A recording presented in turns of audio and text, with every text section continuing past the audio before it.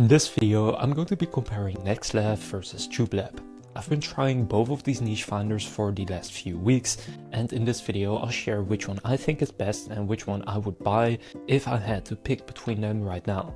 So I'll go over every feature they offer, their pricing, because one of them is a lot more expensive than the other, and whether the price tag is justified or not.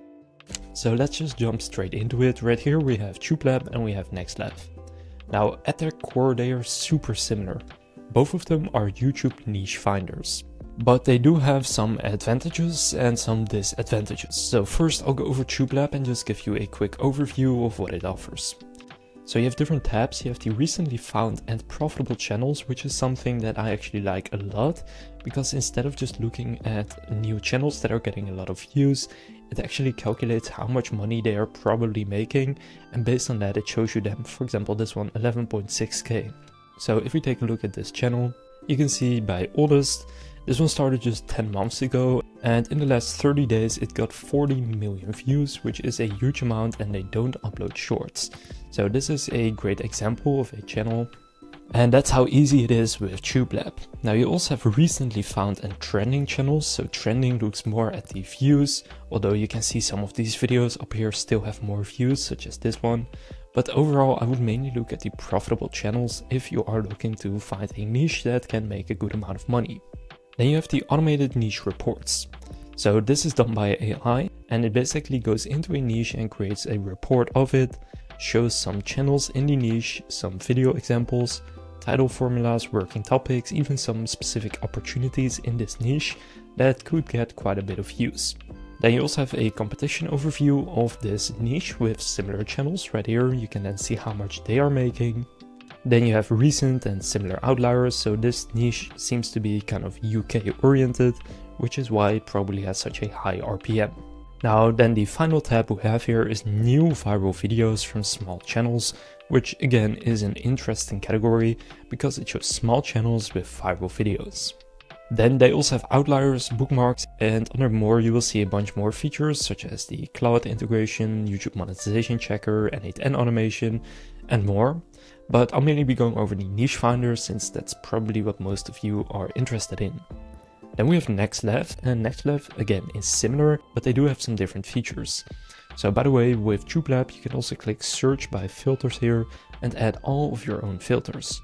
Sort by, for example, relevance, real time, RPM, views versus subs, recency, language, only show channels with traces of monetization, and you can filter by the revenue in the last 30 days. So I'm actually going to do a search for both of them to see which one has the better database. But before I do that, I want to show you what NextLab has natively. So first in the overview right here, you will find recently added outlier channels, and you can see their outlier score. For example, looking at this one, it has a near 10x outlier. And if we go to view channel stats, we can see this one currently is getting over 300,000 views per month. They have niches with high future competition. Personally, I don't really look at this all that much. Then you have trending keywords, most popular categories, and again viral videos on small channels, which is similar to the TubeLab category. But here you can also filter by 30 days, 60 days, 90 days to look at it in different time frames. Then you can also search by keyword. For example, if I type in OpenClaw right here and then hit search, we can find channels that are doing videos about this. Now it's actually looking at the channel name, not at videos currently, but you can also search for thumbnails or keywords right here. Now next, under the overview, you have AI recommendations. They also have some pre-made filters, just like TubeLab, such as outliers, where you will find outlier channels. Then you have high average views and low days since start, which is one of the best filters in my opinion. And then you can just scroll through here. This one's pretty interesting. And if we then click on the down arrow right here, we can actually see how much money they are making. This one, for example, is making over $11,000 per month. And this one, I think, started pretty recently. We can go and take a look at their channel right here. They only have 5 videos and it started 1 month ago. So pretty insane, 2.6 million views right here. They're making over $11,000 per month on a channel that started 1 month ago.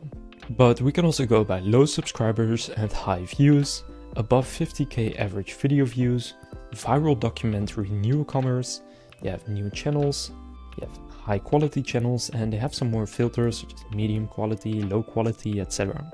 But more interesting than this is actually filtering yourself. So what I'm going to do is go to channels here, then select long form channels. And you can see they currently have 6,763 channels. And what I'll do is I'll add some filters, and I'll do the same on TubeLab to see which one actually has more channels. So the filters I'll add, and you can also see the types of filters they have. Monetization I want on, shorts no, AI channel I don't really care, then kids content no, faceless let's say yes. And then here you have your main metrics. So first upload date I want in the last 1 year.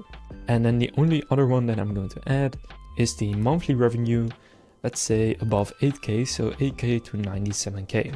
So I'm going to apply these filters here and do the same thing on TubeLab.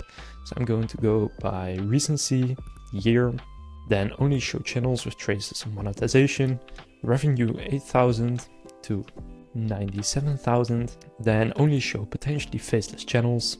Then the content kind, I'm going to go with long and click show results.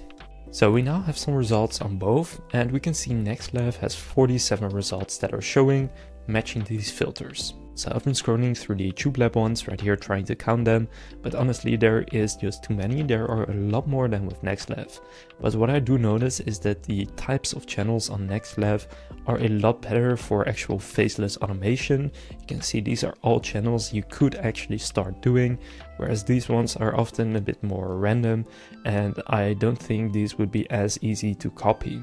Many of them are different languages, whereas most of these are English, although there is a filter right here on TubeLab for English channels.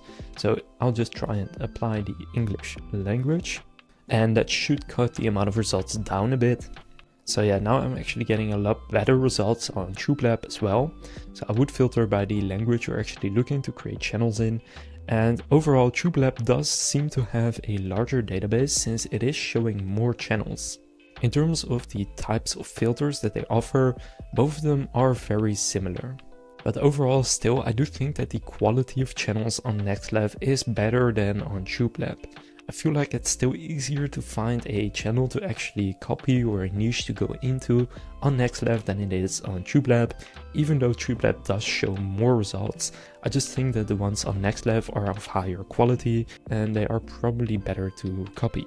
So for example, this one right here is a very viral category or niche, and you've probably seen a lot of this. If you go to the channel stats for this channel, they are getting over 4 million views per month, and the estimated RPM by NexLev is $4, so that means currently they're making over $20,000 per month.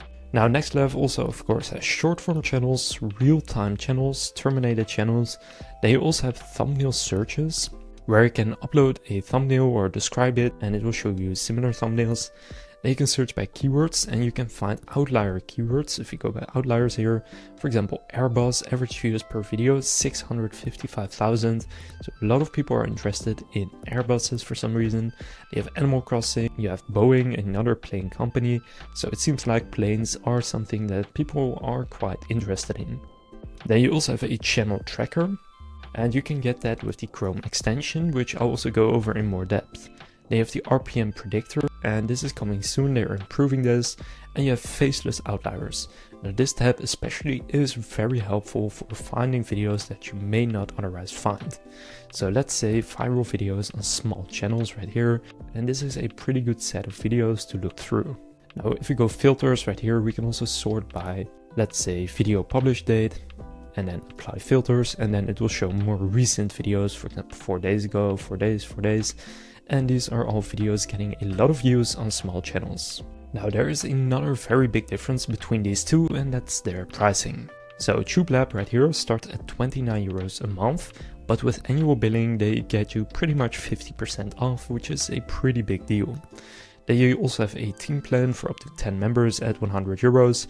You also notice these credits. So those are basically AI credits for AI features or API access. You don't use credits for just searching channels. So this is 29 euros a month. Then if you go into NextLab, they have a Chrome extension at 13 euros per month, but that does not include the niche finder. If you want a niche finder, it's going to be 42 euros per month. And if billed yearly, you barely get any discount. So I wouldn't bill NextLab yearly if you are going with NextLab. So with monthly, it's 42 euros. So it's about 13 euros a month more than TubeLab. which if you're just starting out and have a limited budget is pretty significant. So should you be going with TubeLab or NextLev? In my opinion, it's pretty simple. If you are a beginner and you have a lower budget, then personally I would go with TubeLab, and I would mainly be looking under their niche finder in the recently found and profitable channels tab. I think this is a great place to get started, find some channels and just experiment with these channels.